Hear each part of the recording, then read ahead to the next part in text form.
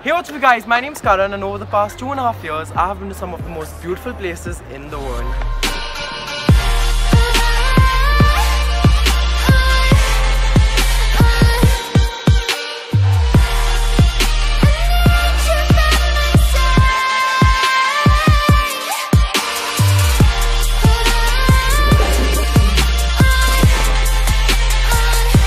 Not only was I lucky enough to visit all these gorgeous places, but also did I learn some very helpful tips, tricks and hacks that I'm gonna share with you guys today on how to travel like a pro.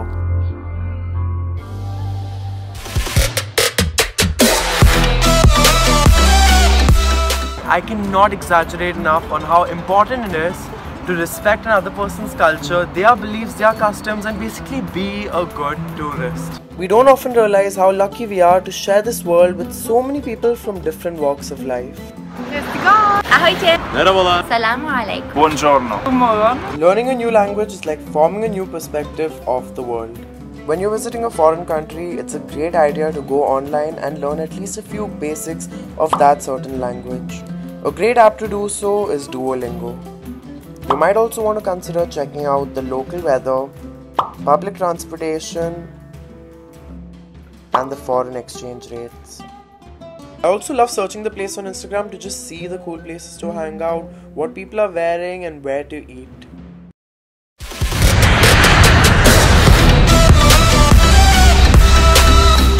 When it comes to booking flights, time is money, and honestly, booking a flight 8 to 12 weeks in advance can save you a lot.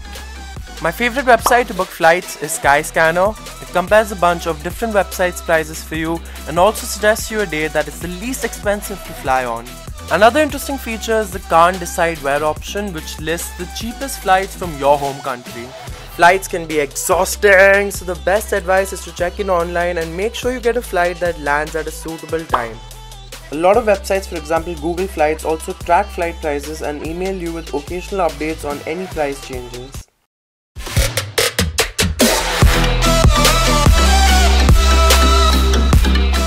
Now that you figured out your flight ticket, you're probably searching for a good place to stay. My favorite website to book my stay is hostelworld.com.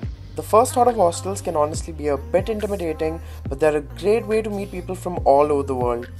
See a few photos of the place, read a few reviews.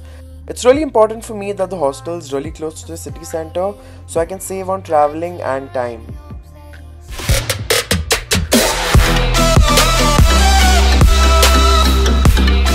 Culinary is a huge part of any culture, and if you really want to know what the locals eat, head to the market. From trying cockroaches in Cambodia to having crocodile meat in South Africa, I can say that I've tried it all. Now I'm not telling you to be as crazy as me, but eating like a local can help you discover the culture through food.